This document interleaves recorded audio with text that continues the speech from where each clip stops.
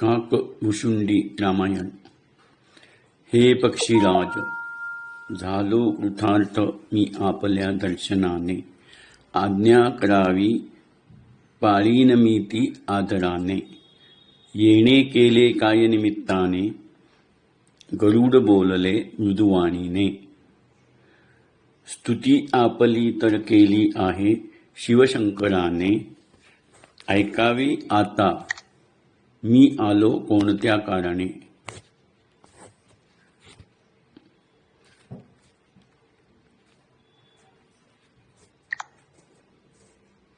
कार्य तर झालेच असे वाटते आपल्या दर्शनाने।